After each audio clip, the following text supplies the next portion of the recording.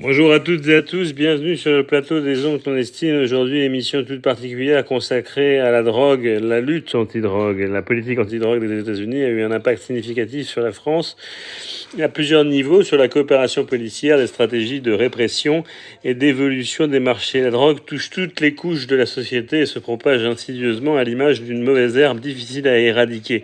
Historiquement, les États-Unis ont été à l'avant-garde de la guerre contre la drogue initiée sous Nixon et renforcée sous Reagan. Je ne vais pas vous faire l'historique de la lutte anti-drogue dans le monde, mais simplement une réflexion en fait sur ce qui se passe actuellement aux États-Unis et en Amérique du Sud. Vous avez vu que au niveau du Venezuela, les États-Unis en fait pratiquent une lutte anti-drogue en demi-teinte, sous couvert de son programme de lutte contre les narcotrafics. Les États-Unis cherchent à faire plier le régime vénézuélien. Est-ce que finalement ces pratiques vont s'étendre au continent européen et dans le monde, puisque finalement, lorsqu'il y a une avancée entre guillemets, technique en matière de lutte anti-drogue, elle est répercutée en Europe sous 2-3 ans. Est-ce que ça va toucher notre continent? C'est une question que je soulève, auquel Jean-François Carracci et moi-même tentons de répondre dans ce podcast des ondes clandestines. Écoutons Jean-François Carracci. Écoutons-le.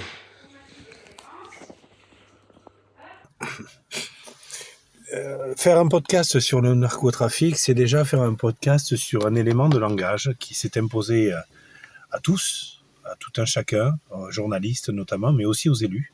Tout le monde emploie le mot narcotrafic, alors que les cartels dont est issu ce terme narcos, dont les séries qui sont très bien faites d'ailleurs sur Netflix, et que je les collectionne pieusement dans ma DVD Tech, eh bien, est un terme impropre en fait.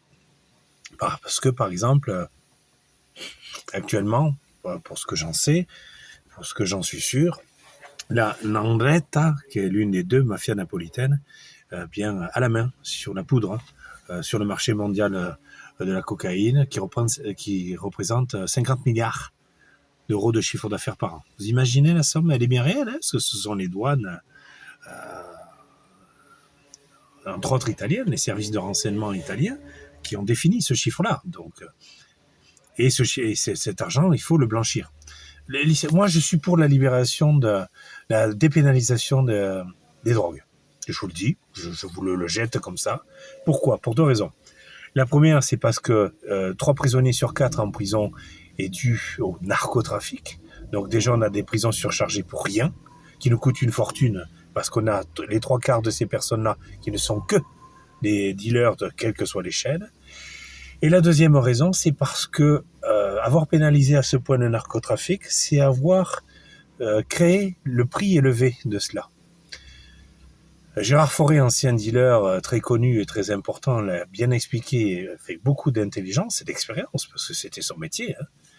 Donc il peut parfois raconter des sottises sur certaines choses, mais qui ne raconte pas de sottises parfois, ou ne comprend pas forcément bien une situation. Je lui jetterai pas la pierre, et je vous propose de faire pareil. Il disait, Chirac et Pasqua ont fait en sorte que la drogue soit chère en France parce que Pasqua avait des intérêts dans le milieu. Et ben moi, je suis d'accord avec cette explication que je définis à mon échelle, en tant qu'ancien du renseignement en Italie, comme étant vrai. L'offre et la demande, le prix dépend de l'offre et de la demande, mais dépend aussi de la situation complexe, conflictuelle d'environnement que le produit, qu'il puisse être vendu, génère. Si vous avez besoin, si vous voulez acheter votre poulet ou vos tomates, puisqu'on parlait de faire une salade oignon gingembre pour les plus fougueux d'entre nous avec Aurélien, votre salade oignon tomate gingembre va pas coûter le même prix s'il y a la guerre, s'il y a une sécheresse, s'il y a une épidémie, que si tout va bien. Si tout le monde est en paix, tout le monde a de l'argent et il n'y a pas de maladie, il n'y a pas de guerre, rien du tout. Le prix n'est pas le même. On le voit, 2 steaks pour 6 euros actuellement, sous prétexte de quoi? Les 2 steaks coûtaient 2 euros, et même à une époque, il n'y a pas si lointaine, coûtaient 1 euro. Donc l'idée, c'est ça, c'est que le narcotrafic existe parce qu'il intéresse beaucoup de personnes, parce que c'est tout cet argent blanchi, dont les 50 milliards de l'État, eh bien, finance des partis politiques, des hommes et des femmes politiques, mais aussi des industriels. La banque Rasini, qui est la banque qui a financé Berlusconi il y a 60 ans, était une banque de la mafia. De la même manière qu'Indosuez, la banque Indosuez Crédit Agricole est une ancienne banque des colonies françaises qui blanchissait, qui réinjectait dans l'économie française métropolitaine l'argent de l'opium. La guerre du Vietnam, que nous, on a connue sous un autre nom, parce que le Vietnam et l'Indochine sont en fait le même pays, eh bien, les considérables sommes gagnées, dégagées par le trafic d'opium a financé pour la France Indosuez et pour l'Angleterre la banque, mince, comment ça s'appelle? Ils ont racheté toutes les banques de détail, dont la Dupuis de Parseval. Il y a une banque anglaise qui est à Taïwan, à Hong Kong, qui fait sa vie. Je vous le dirai dans un prochain podcast, mais bon. Et donc cette banque anglaise est née du trafic d'opium. HSBC, putain, voilà, HSBC.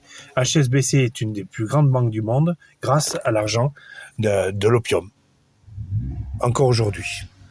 Donc le narcotrafic, on veut lutter contre, et on fait ça comment? Il n'y a pas de baguette magique parce que de toute façon, ça nourrit tellement de gens. Alors l'idée, c'est pas d'accepter, hein. L'idée, c'est juste de comprendre comment le système fonctionne. L'émission des zones clandestines consacrée à la lutte anti-drogue, en fait, est terminée. Merci de nous avoir suivis de manière assidue, comme vous le faites régulièrement. Merci. À bientôt. Au revoir.